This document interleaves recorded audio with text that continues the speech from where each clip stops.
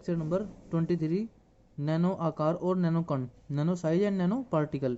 इससे पहले लेक्चर में हमने जाना था नैनो टेक्नोलॉजी क्या है और वह है हमारे जीवन में कितना महत्वपूर्ण है। माइक्रोबायोलॉजी से के बाद नैनो टेक्नोलॉजी आने के बाद हमारा जीवन कितनी सहायता मिली है हमें।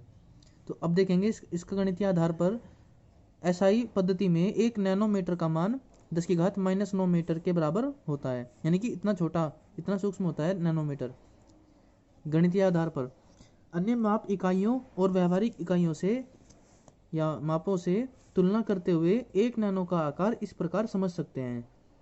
ठीक है, तो अगर देखा जाए तो 1 एंगस्ट्रॉम जो होता है वो 10⁻10 मीटर के इक्वल होता है, और अगर नैनोमीटर में देखोगे तो वो 0.1 नैनोमीटर के बराबर होगा 1 एंगस्ट्रॉम, यानी कि ये एंगस्ट्रॉम से भी छोटी इकाई है।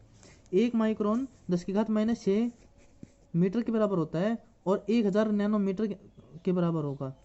इतना साइज, ये इसके साइज के बारे में बताया हुआ है। 1 मिलीमीटर में 10 लाख नैनोमीटर होते हैं।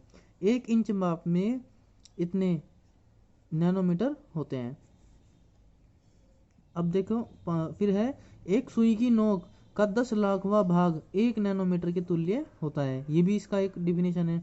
अब देखो सुई की नोक का 10 लाखवां भाग कितना छोटा होगा। एक सामान्य से कागज की मोटाई लगभग 1 लाख नैनोमीटर की होती है।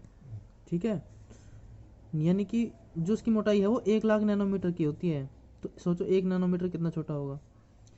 डीएनए की जो मोटाई होती है वो लगभग 2 नैनोमीटर होती है। ठीक है, तो नैनोमीटर से हमें डीएनए के स्ट्रक्चर को पढ़ने में भी बहुत मदद मिली है। इसका उपयोग भी, अब यहाँ से इसके उपयोग है, ये इसका साइज था। तो उपयोग क्या है कि पहला है, इसके उपयोग तो बहुत हैं, फिर भी मैं 4-5 पॉइंट बता रहा हूँ, और फिर तुम इनको अगर ज़्यादा नंबर में पूछा जाता है तो ज़्यादा नंबर के अकॉर्डिंग बना देंगे। पदार्थों के अणुओं और परमाणुओं को देखने, यानी कि परमाणुओं की स्ट्रक्चर जो होती है पदार्थों की, उन्हें देखने और उन्हें नियंत्रित करने में इसका उपयोग किया जाता है। नंबर 2, कृषि क्षेत्र में उत्तम गुणवत्ता और नई किस्म की खोज में हम उनका डीएनए पहचान कर उनमें हम नई चीज़ें, नई किस्म उनमें उगा सकते हैं। तीसरा है, चिकित्सा क्षेत्र में बीमारियों के उपचार में, जैसे कई बीमारियां हैं जैसे शुगर की है और कैंसर है, इन सब में हम नैनो टेक्नोलॉजी की मदद से काफ़ी हद तक उसमें ठीक कर सकते हैं उनमें। फिर है चौथा, विद्युत क्षेत्र में ऊर्जा की खपत कम हो सकेगी। अब ये जो चौथा पॉइंट है, विद्युत क्षेत्र में ऊर्जा की खपत कम हो सकेगी, इसका एक छोटा सा उदाहरण अगर मैं समझाऊं तो हमारे फ़ोन में छोटे छोटे प्रोसेसर लगे होते हैं, और वो प्रोसेसर नैनो टेक्नोलॉजी पर आधारित आ रहे हैं आजकल। पहले वो बहुत बड़े बड़े हुआ करते थे, उनमें छोटे छोटे बड़े बड़े ट्रांजिस्टर लगते थे। नैनो टेक्नोलॉजी की मदद से अब उनमें छोटे छोटे ट्रांजिस्टर लगाकर उन्हें और भी ज़्यादा इफ़िशियंट बनाया जाता है। तो देखा होगा जिस फ़ोन में जितना अच्छा स्नैपड्रैगन प्रोसेसर होता है, जैसे हीलियो P27 तुमने सुना होगा, और स्नैपड्रैगन 855 है, तो ये क्या है, ये एनर्जी एफिशिएंट होते हैं, ये मोबाइलों की बैटरी कम खाते हैं। जो जितना अच्छा होगा, तो वो 10 नैनोमीटर, 9 नैनोमीटर, 7 नैनोमीटर की उस पर बेस होते हैं। जितने नैनोमीटर कम होंगे उतना ज़्यादा वो उतना एफिशिएंट होगा। फिर है, यानी कि उतना वो अच्छा होगा। इसी प्रकार हम विद्युत ऊर्जा को खपत में कमी कर सकते हैं। फिर है, ब्रह्मांड के अनसुलझे रहस्यों को सुलझाने में।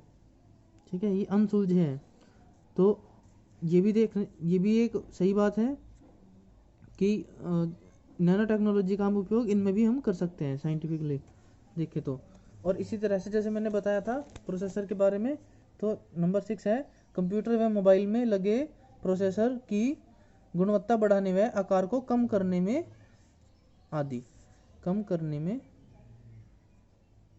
आदि है ना।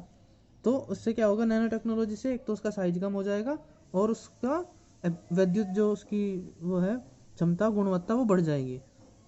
तो ये था